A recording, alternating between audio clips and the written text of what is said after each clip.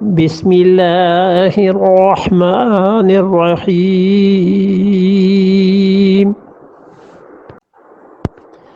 ليس البر أن تولوا وجوهكم قبل المشرق والمغرب ولكن البر من آمن بالله واليوم الآخر والملائكة والكتاب والنبيين وآتى المال على حبه ذوي القربى واليتامى والمساكين وابن السبيل والسائلين وفي الرقاب وأقام الصلاة وآتى الزكاة والموفون بعهدهم إذا عاهدوا والصابرين في البأساء والضراء وحين البعث أولئك الذين صدقوا وأولئك هم المتقون۔ عقیدے کی بحث کے بعد اللہ تعالیٰ نے کچھ امور کا بیان کیا ہے جو عمومی طور پر نیکیاں ہیں، اور کچھ امور اللہ نے ایسے ارشاد فرمائے ہیں جن کا تعلق عام مسلمانوں سے ہے کہ وہ لوگ یہ اچھے اچھے کام کرتے رہیں اور اس سے غافل نہ ہوں، اور امور مصلحہ میں سے جن امور سے جن کاموں سے انسان کی اصلاح اور اچھائی ہوتی رہتی ہے ان میں سے روزے کا ذکر اللہ نے خاص طور پہ اس کے بعد کی آیات میں کیا ہے۔ اللہ تعالیٰ نے فرمایا ہے کہ لیس البر ان تولوا وجوہکم قبل المشرق والمغرب، اور نیکی یہ نہیں ہے کہ تم لوگ اپنے چہروں کو پھیر دو قبل المشرق مشرق کی طرف، والمغرب یا کہ مغرب کی طرف۔ اس کے ترجمے میں جو دقت پیش آئی ہے پرانے حضرات کو، جن کے علم میں یہ چیز نہیں تھی کہ عیسائی سمت کی پرستش کرتے ہیں اور جہت اور طرف اس کی بھی پرستش کرتے ہیں، یہاں پر سوال یہ پیدا ہوا کہ اللہ نے یہ جو فرمایا ہے کہ نیکی یہ نہیں ہے کہ تم مشرق اور مغرب کی طرف منہ کرو، بلکہ نیکی یہ ہے کہ جو اللہ پر ایمان لایا اور آخرت پر، تو اس کا کیا مطلب ہوا؟ پھر وہ کہتے ہیں مشرق اور مغرب کی طرف اگر قبلہ ہے، قبلے کی طرف منہ کرنا تو یقیناً نیکی ہے، پھر اللہ تعالیٰ نے یہ کیوں فرمایا؟ تو اس سے بچنے کے لیے انہوں نے بہت سی چیزیں لکھی ہیں، لیکن بالکل بے غبار اور بے تکلف بات مولانا عبد الماجد صاحب دریابادی مرحوم نے رحمت اللہ علیہ نے ایک جگہ لکھی ہے، اور وہ کہتے ہیں کہ چونکہ وہ پرستش کرتے تھے مشرق کی اور گرجے بناتے تھے اس کی طرف، اور ان کا عقیدہ یہ تھا کہ حضرت مریم کا جو حجرہ تھا یا حضرت عیسیٰ علیہ السلام کی پیدائش جو تھی یا جس دروازے سے وہ تشریف لے گئی تھی وہ ساری کی سارا مشرق کی طرف کا رخ تھا، تو اس لیے مشرق کی طرف مقدس ہے ان کے نزدیک۔ تو اللہ نے کہا کہ لیس البر ان تولوا وجوہکم قبل المشرق والمغرب، اور نیکی یہ نہیں ہے کہ تم مشرق کی طرف منہ کرو اور مغرب کی طرف منہ کرو، بلکہ ہم تمہیں بتائیں ان جہتوں کی، ان سمتوں کی پرستش اصل نیکی نہیں، ولیکن البر حقیقی نیکی تو وہ ہے من آمن باللہ، جو انسان اللہ پر ایمان لائے۔ سمجھے؟ یہ ہے بلا تکلف جو حضرت نے لکھا ہے، اور بہت اچھی بات لکھی ہے۔ یہ جو آیت کریمہ ہے اس کے متعلق حدیث میں آتا ہے کہ جس نے اس آیت پر عمل کر لیا اس انسان نے اپنے ایمان کو مکمل کر لیا، اور فقہا نے اس آیت پہ لکھا ہے کہ 16 حکم اس آیت سے ثابت ہوتے ہیں، اور وہ کہتے ہیں مفسرین کہ یہ آیت دین کے بہت بڑے اصولوں میں سے ایک اصول ہے کہ اللہ نے فرمایا نیکی یہ ہے کہ من آمن باللہ، جو کوئی ایمان لائے اللہ پر، یعنی عقیدے سے بات شروع کی ہے کہ سب سے بڑی نیکی تو یہ ہے کہ تم اللہ پر ایمان لاؤ، کیونکہ اللہ پر جب کوئی ایمان لائے گا تو اس کے بعد رسالت پر، تقدیر پر، کتابوں پر، فرشتوں پر، ہر چیز پہ ایمان لاتا چلا جائے گا، اور یہ نیکی اسے اللہ کے ہاں بہت مقبول بھی بنائے گی، تزکیہ بھی ہو جائے گا اور جنت میں بھی داخلہ ہو جائے گا۔ والیوم الآخر، اور ارشاد فرمایا کہ دوسری نیکی جو حقیقت میں کرنے کی ہے وہ یہ کہ آخرت پر ایمان رکھو، کیونکہ جس انسان کا ایمان آخرت پر نہیں ہوگا وہ عدل قائم نہیں کر سکے گا، انصاف قائم نہیں کر سکے گا۔ اور اس دنیا میں بہت بڑی نیکیوں میں سے ایک نیکی اس شخص کی ہے جو اس دنیا میں عدل کو قائم کرے اور انصاف کو ہاتھ سے نہ جانے دے۔ والملائکہ، اور ارشاد فرمایا کہ تیسری بات یہ ہے کہ تم اللہ کے فرشتوں پر ایمان لاؤ، یعنی اللہ نے ایک ایسی مخلوق پیدا کی ہے جو مخلوق اللہ کے کام اس دنیا میں انجام دیتی ہے، اور اللہ نے مختلف کام ان کے ذمے لگا رکھے ہیں۔ والکتاب، اور کتاب پر ایمان لاؤ، یعنی اس چیز پہ کہ اس کائنات میں ہمیشہ اللہ کی طرف سے بندوں کی رہنمائی ہوتی رہی ہے، اور بندے کبھی بھی نہیں کہہ سکتے کہ فلاں دور ایسا ہم پہ گزرا ہے جس دور میں اللہ تک پہنچنے کی راہ نہیں ملی۔ اس لیے آپ دیکھیں گے بار بار کتاب کا ذکر آتا کہ ہماری کتاب سے جو لوگ غافل ہیں، کتاب میں اترنے والے حکم کو بیان نہیں کرتے، لعنت ہے ان پہ جن لوگوں نے کتاب کو پیٹھ کے پیچھے ڈال دیا۔ بار بار آتا ہے نا ذکر کتاب کا، اس سے پتہ چلنا چاہیے اور یہ بات ماننی چاہیے، تسلیم کرنی چاہیے کہ اللہ کی کتاب کا علم کتنا ضروری ہے۔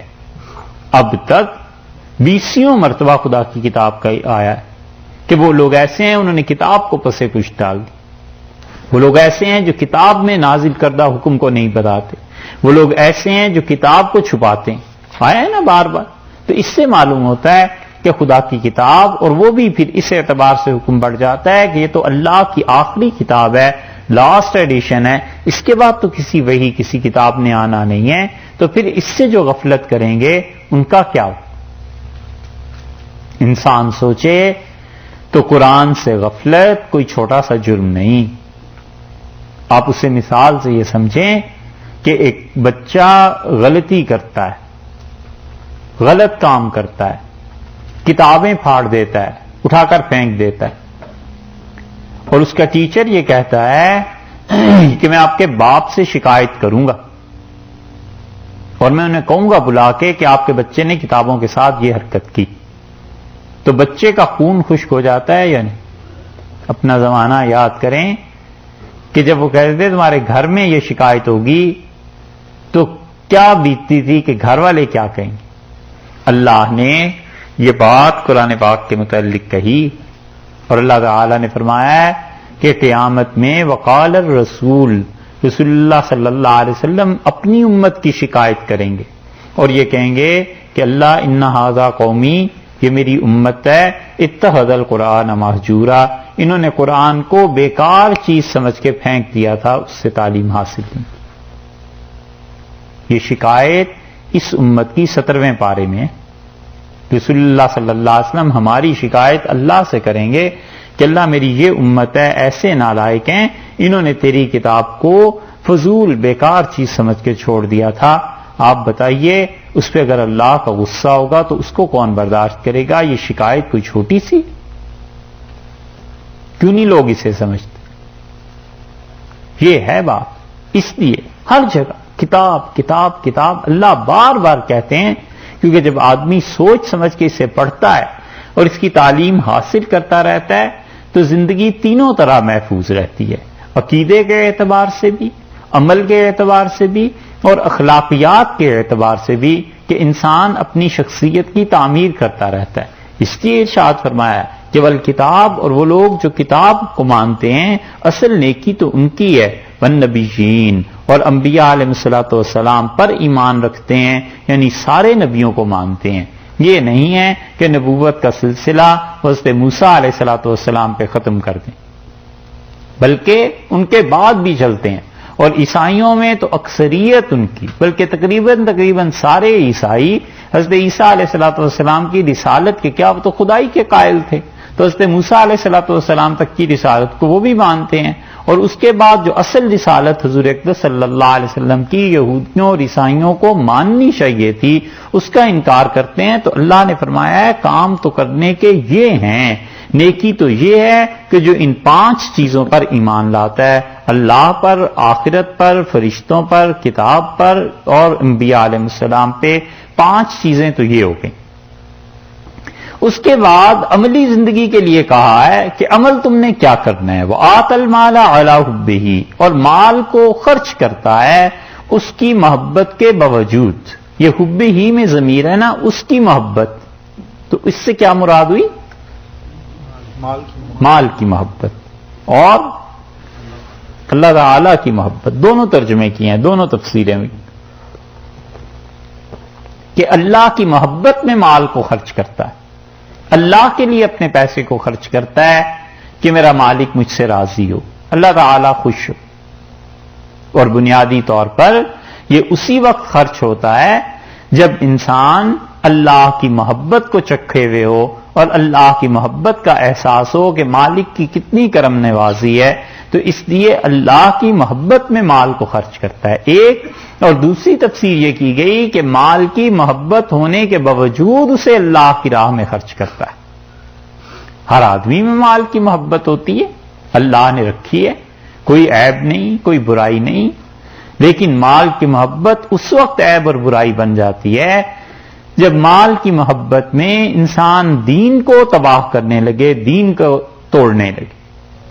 گھر میں بیماری ہے اور کوئی مر رہا ہے اور مال اس کے پاس ہے اور یہ اس بیماری کا علاج کرا سکتا تھا. اب مال کی محبت اتنی غالب آ گئی کہ بہن بھائی مر رہے ہیں اور یہ مال کو بالکل سینت کے رکھے ہوئے اور ایک کوڑی خرچ نہیں کرتا. وہ مال کی محبت بری ہے، وگرنہ بنیادی طور پہ ہر انسان کو ہوتی ہے. اللہ نے فرمایا اس مال کی محبت کے باوجود وہ لوگ خرچ کرتے ہیں. حدیث میں آیا ہے، رسول اللہ صلی اللہ علیہ وسلم سے پوچھا گیا اللہ کے رسول ہم اپنا مال کب خرچ کریں؟ حضرت صلی اللہ علیہ وسلم نے فرمایا جب تمہیں اس کا خوف ہو کہ میرا مال کم ہو جائے گا اس وقت اللہ کی راہ میں خرچ کرو. اور اس وقت زیادہ مشکل آدمی کے لیے ہوتی ہے، نفس پہ بوجھ پڑتا ہے. اس لیے اپنے نفس پہ بوجھ ڈالتے رہنا چاہیے. بس اتنا بوجھ ڈالے رکھے کہ نفس تھوڑا سا تنگ ہوتا رہے اور اس کو مہلت نہ ملے. اتنی عبادت کرتا رہے کہ جسم تھوڑا تھوڑا تھکنے لگے تاکہ نیند آئے، سوئے اور اطمینان ہو کہ اللہ کی کچھ عبادت اللہ ہی کی توفیق سے ہوگی. پیسہ خرچ کرے ضروریات زندگی کے بعد اتنا کہ تھوڑا سا نفس پہ بوجھ پڑے کہ کافی خرچ کر دیا ہے تم نے، تو اللہ کے لیے خرچ کرے. اس لیے فرمایا اللہ کی محبت میں خرچ کرتے ہیں یا مال کی محبت کے باوجود وہ خرچ کرتے ہیں ذوی القربا، اپنے رشتہ داروں پر. سب سے پہلا مصرف بتایا ہے کہ جہاں تمہاری رشتہ داری ہے وہاں مال کو خرچ کرو. اپنے رشتہ دار وہ سب سے زیادہ ڈیزرو کرتے ہیں، مستحق ہیں. اسی لیے رسول اللہ صلی اللہ علیہ وسلم نے فرمایا وَابْدَأْ بِمَنْ تَعُولُ، جہاں سے تیرا آغاز ہوتا ہے رشتہ داری میں وہاں پر اپنے مال کو خرچ کرو. اپنے کنبے، اپنے قریبی لوگوں کو دیکھے اور جہاں انہیں ضرورت ہے وہاں مال کو خرچ کرے. بھائی ہیں، بہنیں ہیں، بھتیجے ہیں، بھتیجیاں ہیں، بھانجے بھانجیاں ہیں، نانا ہیں، دادا ہیں، یہ ننیال ددیال، یہ جتنے خاندان کے لوگ ہیں مال کو اللہ کے لیے خرچ کرے. اگر اللہ نے توفیق دی ہو ہر ایک کو تھوڑا تھوڑا کچھ نہ کچھ کرتا رہے تاکہ ان کی طرف سے اسے دعائیں بھی ملتی رہیں گی. اور سب سے بڑا فائدہ مال کا خرچ کرنے کا یہ ہے جو رسول اللہ صلی اللہ علیہ وسلم نے دو باتیں ارشاد فرمائیں، کچھ بھی اس پیسے کے خرچ کرنے میں نہ ہوتا. تو کمال کی بات رسول اللہ صلی اللہ علیہ وسلم نے 2 ارشاد فرمائیں. آپ نے فرمایا تم پیسے کو خرچ کرو تطفئ غضب ربکم، تمہارے پروردگار کا غصہ، اس کا غضب جو تمہارے گناہوں کی وجہ سے بھڑک رہا ہوتا ہے ٹھنڈا ہو جاتا ہے. اللہ کے غضب کو ٹھنڈا کر دیتا ہے ایک. اور دوسرے فرمایا وَأَمِّيتَ السُّوءَ، اور مال کا خرچ کرنا تمہیں ذلت کی موت سے بچائے گا. بہت مرتبہ آدمی ذلت کی موت سے مر جاتا ہے، اللہ معاف فرمائے اور اللہ اپنی پناہ میں رکھے. اور سب سے بدترین ذلت کی موت تو کفر ہے کہ کوئی آدمی کفر میں مر جائے، اس سے زیادہ ذلیل موت اور کسی کی کیا ہوگی. حضور اقدس صلی اللہ علیہ وسلم فرمایا مال خرچ کرتے رہو اور 2 چیزوں سے بچے رہو گے، اللہ کا غضب نہیں نازل ہوگا اور دوسری چیز یہ ارشاد فرمائی کہ دیکھو اس کے ساتھ ساتھ ذلت کی موت سے تم بچ جاؤ گے. کتنے ہی کام انسان ایسے کرتا ہے کہ خدا کا غضب نازل ہو جانا چاہیے تھا، چوری کرتا ہے خدا کا غضب ہو جانا چاہیے تھا، اور کتنے بےہودہ کام، اور پیسے خرچ کرتا رہے، اللہ کا غصہ ٹھنڈا ہوتا رہتا ہے، کیونکہ اس آدمی کی ایک حیثیت اللہ کے ساتھ ہے اپنے تعلقات میں، اور ایک حیثیت اس کی مخلوق کے ساتھ ہے۔ تو اللہ تعالیٰ اپنے غضب کو اس پہ نازل نہیں کرتا کہ میرے اس بندے سے میری مخلوق کو فائدہ پہنچ رہا ہے، یہ دوسری حیثیت اس کی بہت بڑی ہے، تو اللہ تعالیٰ ہی سے توفیق اگرچہ دیتے ہیں لیکن مہربانی فرماتے ہیں اور غصہ اس سے ہٹتا رہتا ہے۔ سب سے پہلے فرمایا ان پہ خرچ کرو جو تمہارے رشتہ دار ہیں، والیتامى، یتیموں پر خرچ کرو، یتیموں کے لیے کوئی آدمی مطلب ان کا نگران نہیں ہوتا، ان کے کھانے پینے کا بندوبست، ان کی رہائش، تعلیم، کتنی چیزیں ایسی ہیں، ان کے متعلق فرمایا کہ ان یتیموں پر خرچ کرو۔ اسی طرح جو مدارس میں بچے پڑھنے آتے ہیں، بہت سے یتیم بچے ہوتے ہیں، کوئی ان کو رکھنے والا نہیں ہوتا، اور اس لیے والدہ بھیج دیتی ہے کہ ان بچوں کی پرورش کا کوئی بندوبست نہیں، وہ بھی اس میں شامل ہیں۔ والمساکین، اور ارشاد فرمایا کہ مسکینوں پر خرچ کرو۔ مسکین وہ جس کی تشریح پہلے بھی گزر چکی، اللہ تعالیٰ نے فرمایا جو مٹی میں مل جاتا ہے، ضروریات اس کی زندگی کی پوری نہیں ہو پاتی۔ وابن السبیل، اور ان پہ خرچ کرو جو راستے کے بیٹے ہیں، راستے کے بیٹے یعنی مسافر جو ہیں، ان مسافروں پہ اپنے مال کو خرچ کرو۔ سفر میں کئی طرح کی چیزیں پیش آ جاتی ہیں، مثلا ایک آدمی مسافر ہے اور رہائش کے لیے جگہ نہیں مل رہی، اس کے لیے خرچ کرو۔ کھانے میں اسے دقت ہے، اس کے لیے خرچ کر دو۔ راستے میں اس کے پیسے گم ہو گئے، اس کی مدد تم کر دو۔ اسی طرح سفر میں اسے کوئی چیز ضرورت کی پیش آ گئی اور اس کے پاس پیسے نہیں کہ ضروریات زندگی پوری کر سکے، اس پہ تم خرچ کرو۔ یہ سارے مصارف اللہ نے بتائے ہیں۔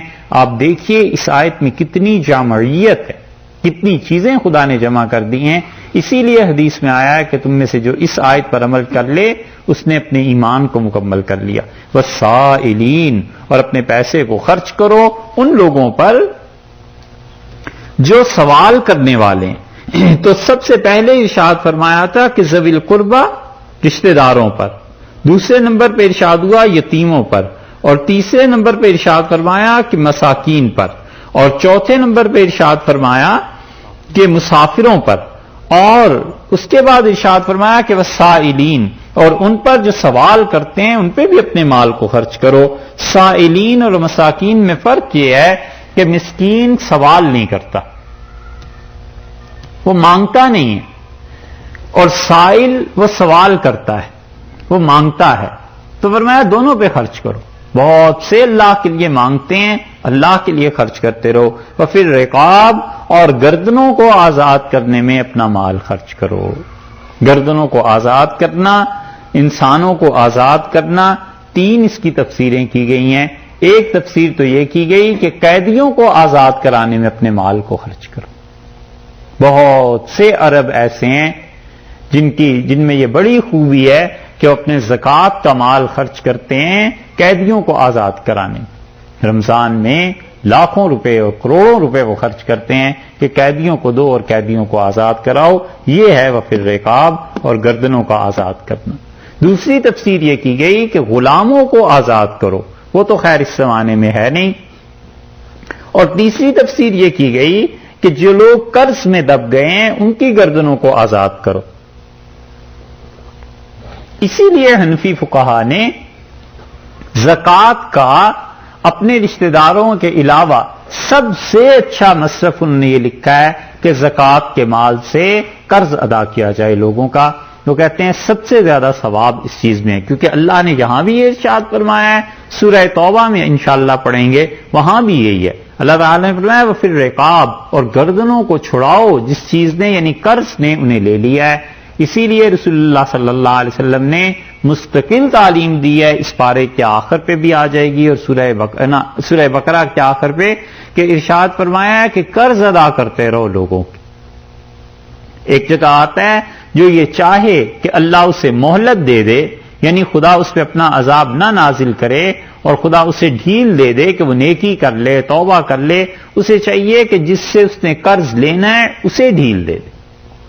اسی لیے ایک اور جگہ ہے رسول اللہ صلی اللہ علیہ وسلم نے فرمایا ایک آدمی بس یہ کہتا تھا اور قرض معاف کر دیتا تھا اور کہتا تھا کہ ممکن ہے اللہ بھی مجھے معاف کر دے، تو جب وہ مرا اور اللہ کے پاس پہنچا تو اللہ تعالیٰ نے فرمایا کہ ہم نے اس بندے کو معاف کیا اس کے اس جملے کی وجہ سے کہ اس نے کہا تھا لعل اللہ ان یتجاوز عنا، ممکن ہے خدا مجھے بھی معاف کر دے، تو اس نے میرے بندوں کو معاف کیا، میں نے بھی اسے معاف کیا۔ اس لیے یہ ہے گردنوں کا چھڑانا، قرضے کو ادا کرنا، اور خود اسی لیے رسول اللہ صلی اللہ علیہ وسلم کا اپنا طرز عمل بھی یہی تھا کہ کوئی آدمی شکایت کرتا تھا قرض کے بوجھ کی تو آپ مالکان کو بلا کے کہتے تھے کہ اس کا قرض مجھ سے لے لینا، یہ میرے ذمے، حتیٰ کہ فرماتے تھے جاؤ اپنی ضرورت کی چیزیں لے لو اور میرا حوالہ دے دو، میرا کہہ دو کہ وہ پیسے قرض کے ہیں اور وہ ادا کر دیں گے۔ اور آن صلی اللہ علیہ وسلم کی وفات ہوئی ہے اس حال میں کہ ان پہ قرض باقی تھا۔ رسول اللہ صلی اللہ علیہ وسلم کی وفات کے وقت ان پہ قرض باقی تھا اور بعد میں وہ ادائیگی ہوئی ہے۔ حضرت عائشہ حضرت خدیجہ رضی اللہ عنہا کہتی ہیں کہ رسول اللہ صلی اللہ علیہ وسلم کا انتقال اس حال میں ہوا کہ ہمارے گھر میں چراغ نہیں تھا، تو رات کو بیماری تھی، بڑی دقت پیش آتی تھی، چیزیں نظر نہیں آتی تھیں، تو میں حضرت صلی اللہ علیہ وسلم کی کوئی چیز یہودی کے پاس لے گئی، گروی رکھی اور تیل لے کے آئی تاکہ چراغ چلائیں۔ تو کسی نے پوچھا ام المومنین رضی اللہ عنہا سے کہ آپ لوگوں کے گھر میں تیل نہیں ہوتا تھا؟ تو انہوں نے کہا تیری ماں تجھے روئے، ہمارے پاس اگر تیل ہوتا تو ہم کھانا پکا کے نہ کھا لیتے، ہمارے پہ 3 چاند ایسے گزر جاتے تھے کہ سوائے 2 سیاہ چیزوں کے ہمارے گھر میں کچھ نہیں ہوتا تھا، ایک کھجوریں اور ایک پانی۔ اس نے کہا پانی کیسے سیاہ ہوتا تھا؟ تو انہوں نے کہا جب فاقہ آئے تو پھر پانی بھی سیاہ لگتا ہے، آنکھیں پھری ہوئی ہونا تو ارشاد فرمایا پھر پانی بھی سیاہ لگتا ہے، ایسی حالت۔ لیکن اس کے باوجود رسول اللہ صلی اللہ علیہ وسلم یہ فقر اختیاری تھا، لوگوں کو دیتے رہے، لوگوں کے قرضے ادا کرتے رہے، لوگوں کو کہتے رہے میرے نام سے لے لو تمہاری ضروریات پوری ہو جائیں، اور پھر رقاب اور گردنوں کے آزاد کرنے کے لیے مال خرچ کرو۔ 11 چیزیں ہو گئیں، وَإِقَامَ الصَّلَاةِ، اور نماز قائم کرو۔ یہ آ گئی اب عملاً بدن کی، جسم کی بات کہ جسمانی عبادت کیا ہو۔ سب سے پہلے عقیدہ آیا، عقیدے کے بعد مالی عبادت آ گئی، مالی عبادت کے بعد اب جانی عبادت آ گئی کہ جسم سے اقام الصلاۃ، نماز قائم کرو، یہ سب سے بڑی عبادت۔ وآت الزکاۃ، اور زکوٰۃ دو۔ اس پہ مفسرین کہتے ہیں کہ اس کا مطلب یہ ہے کہ اوپر جو مال خرچ کرنا ہے وہ زکوٰۃ کے علاوہ ہے، وگرنہ قرآن نے دوبارہ کیوں زکوٰۃ کا ذکر کیا ہے؟ تو جو نفل ہے اس میں بھی، اسی لیے رسول اللہ صلی اللہ علیہ وسلم نے فرمایا کہ وَفِي الْمَالِ حَقٌّ سِوَى الزَّكَاةِ، لوگوں زکوٰۃ کے علاوہ بھی تمہارے مال میں حصہ بنتا ہے، یعنی لوگوں کا حصہ اور بھی بنتا ہے زکوٰۃ کے علاوہ بھی۔ وَآتَ الزَّكَاةَ، اور زکوٰۃ کو ادا کرو۔ یہاں تک ہو گئی بات جسمانی مالی عبادت کی اور اس کے ساتھ ساتھ عقیدے کی۔ اب اس کے بعد تیسری اگلی بات ارشاد فرماتے ہیں کہ اور جو تم نے نیکی کے کام کرنے ہیں یا کرو گے ان میں سے یہ ہے کہ اخلاقیات پہ آگے، وَالْمُوفُونَ بِعَهْدِهِمْ، اور وہ لوگ جو پورا کرتے ہیں اپنے وعدوں کو، اذا عاہدوا، جب وہ وعدہ کر لیں تو اپنے وعدے کو پورا کرنے والے، یہ ہے اخلاقیات کا حصہ۔ تو گویا عقیدہ آ گیا، مالی عبادت آ گئی، جانی عبادت آ گئی، اور اس کے بعد اب اخلاقیات پہ بھی آ گئی بات کہ وَالْمُوفُونَ بِعَهْدِهِمْ اذا عاہدوا، اور جب وہ وعدہ کرتے ہیں تو اپنے وعدے کو پورا کرتے ہیں۔ اس لیے حکم یہ ہے کہ وعدے کو اگر کرے تو پورا کرے، اور اگر وعدہ کرتے ہوئے اندر یہ بات تھی کہ میں نے اسے پورا نہیں کرنا اور اسے میں پورا نہیں کروں گا، محض زبان سے دھوکہ دے رہا ہے، تو پھر یہ کبیرہ گناہ ہے۔ فقہا نے کبائر کی فہرست میں سے لکھا ہے، کیونکہ دوسرے کو دھوکہ دے رہا ہے نا، تو بات صاف کرے، اس وعدے وعید کی باتوں میں نہ آئے کہ اسے پتہ ہے اندر سے میں نے نہیں پورا کرنا اس وعدے، وہ خام خواہ دوسرے کو دھوکہ دے رہا ہے۔ وَالْمُوفُونَ بِعَهْدِهِمْ اِذَا عَاهَدُوا، اللہ نے فرمایا اور وعدے کو پورا کرنے والے جب وہ وعدہ کریں، وَالصَّابِرِينَ، اور صبر کرنے والے، فِي الْبَأْسَاءِ، تنگی میں۔ باسا اور ضرہ دو لفظ استعمال کیے ہیں کہ تنگی اور تکلیف میں صبر کرنے والے۔ فی الباسائی، مال کی سختی، مالی سختیوں کے لیے عام طور پہ استعمال ہوتا ہے. پیسے کم پڑ گئے، ضروریات بڑھ گئیں، اخراجات زیادہ ہو گئے، قرض کا بوجھ آ گیا اور 10 چیزیں ہو جاتی ہیں. اللہ نے فرمایا اس حال میں جو صبر کرتے ہیں، اپنے کام کو، مشن کو نہیں چھوڑتے اور اس کو برداشت کرتے ہیں حوصلے کے ساتھ، والضراء، اور جب جسمانی طور پر تکلیف پہنچ جاتی ہے اس میں بھی صبر کرتے ہیں. جسمانی طور پہ تکلیف آ گئی، کوئی مصیبت آ گئی، بیماری آ گئی، کوئی چیز آ گئی ایسی جو مستقل، جیسے کسی انسان کو شوگر ہو جاتی ہے، یہ بھی ایک مستقل بیماری ہے. فریکچر ہو گیا کسی ہڈی کا، یہ بھی ایک بیماری ہو گئی. اس میں جو گزرتی ہے کہ انسان اپنی ایکٹیویٹی ساری نہیں کر سکتا، اس میں اللہ نے کہا ہے تعلیم یہ دی کہ والضراء، اور جسمانی تکلیف جو پہنچتی ہے اس میں بھی صبر کرتے ہیں. یعنی جو نیکی کے کام، اچھائی کے کرنے ہیں ان سے پیچھے نہیں ہٹتے. اور یہ ہوتا ہے کہ خدا جب صحت دے گا پھر اسی عزم و جرت سے کریں گے. اب صحت اتنی نہیں ہے لہٰذا جس ڈگری میں ہے اس ڈگری میں تو کریں، چھوڑ کیوں دیں. وحین الباس، اور جب انہیں جنگ پیش آتی ہے، جب لڑائی ہوتی ہے تو اس وقت بھی وہ صبر کرتے ہیں اور اس وقت بھی وہ میدان جنگ سے بھاگتے نہیں. یہ 16 نیکیاں ہیں. اولئک الذین صدقوا، یہ لوگ ہیں جو سچے ہیں. یہ صدیقیت ایسے ہی نہیں آتی. ارشاد فرمایا ان 16 کاموں کو کرو گے، یہ ہے سچائی.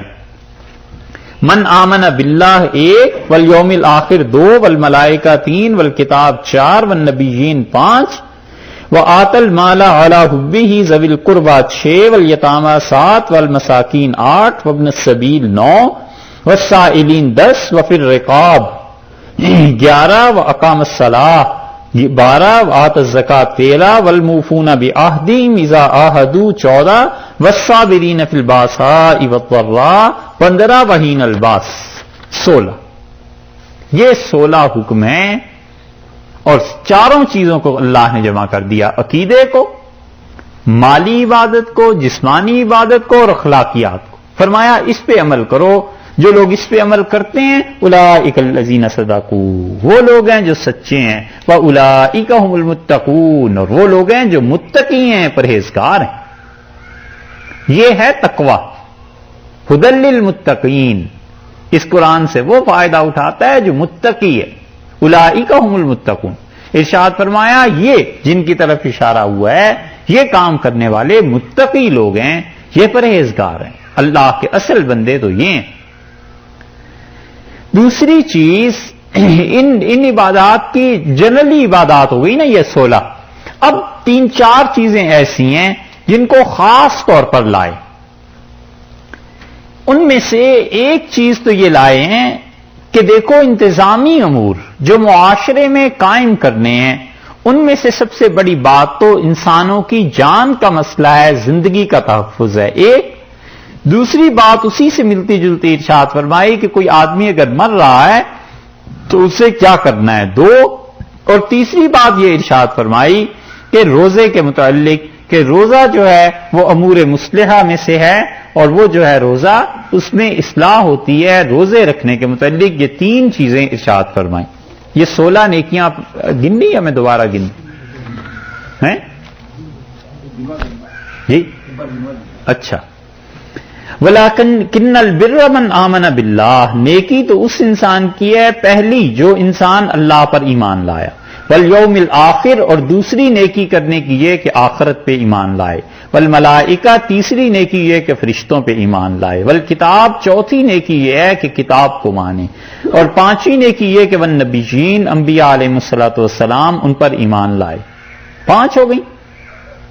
وَآتَ الْمَالَ عَلَىٰ حُبِّهِ ذَوِي الْقُرْبَىٰ، اور وہ مال کو اللہ کی محبت میں یا مال کو اس کی محبت ہونے کے باوجود خرچ کرتا ہے اپنے رشتہ داروں پہ. 6 وَالْیَتَامَىٰ، اور یتیموں پہ خرچ کرتا ہے. 7 وَالْمَسَاکِین، اور مسکینوں پہ خرچ کرتا ہے. وَابْنَ السَّبِیل، اور ان پر خرچ کرتا ہے جو راستے میں ہیں یعنی جو مسافر ہیں.